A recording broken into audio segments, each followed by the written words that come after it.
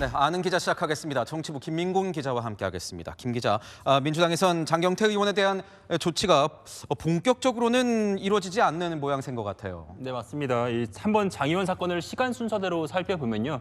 이 정청래 당대표는 지난달 27일이었습니다. 장 의원의 야당 여성비서관 성추행 의혹에 대해서 즉각 윤리감찰단 조사를 지시를 했습니다. 그런데 민주당 어제까지 고소인에게 연락 한 통 하지 않았다고 합니다. 이 모든 상황을 사실 누구보다 잘 아는 사람은 고소인 본인일 텐데 말입니다. 오늘도 민주당은 윤리감찰단이 독립기구여서 지도부의 명을 따르는 기구가 아니고 조사 결과를 기다리고 있는 상황이라고만 했습니다. 국민의힘은 계속 공세를 펴고 있죠? 예, 국민의힘은 장 의원이 의원직에서 사퇴하고 경찰 포토라인에 서야 한다 이렇게 공격을 했습니다. 주진우 국민의힘 의원은 장 의원의 2차 가해 논란까지 꺼내들면서요.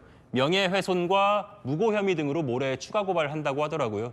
이미 준강제추행 혐의로 고소를 당했는데 다른 혐의들이 덧붙여지는 겁니다. 지금 보니까 국민의힘은 이 제 식구 감싸기를 대통령실로 이 전선을 넓히고 있는 것 같습니다.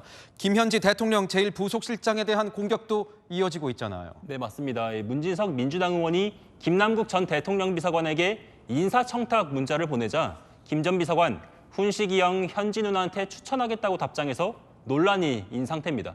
김 전 비서관은 사퇴를 했지만 안 그래도 김현지 실장은 야권 타깃이었는데 더 부각되고 있는 형국입니다. 국민의힘은 김 실장을 포함한 관련자 전원을 직무에서 배제하라 이렇게 촉구했습니다. 민주당은 어떤 반응을 보이고 있습니까? 예, 장 의원 사건과는 달리 적극적으로 좀 대응을 하고 있는 분위기입니다. 오늘도 아무런 관련 없는 제1부속실장까지 끌어들이면서 대통령실 흔들기에 나서고 있다 이런 당 논평을 냈고요. 김 전 비서관에 대해서 세상이 그에게 돌을 던진다면 저도 함께 맞겠다거나 형님, 누님이라고 부르는 건 선배 동료들을 살갑게 부르는 민주당의 언어 풍토라 이렇게 옹호를 했습니다.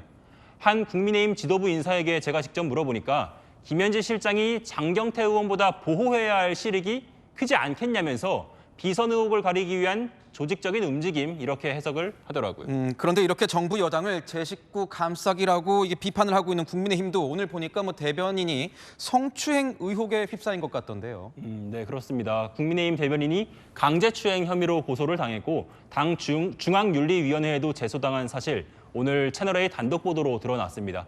제가 직접 고소인과 연락을 나눠보니까 지난 9월 15일에 이미 추행을 당했다고 윤리위에 제소를 했더라고요. 그리고 지난달 10일엔 경찰에 고소까지 했고요.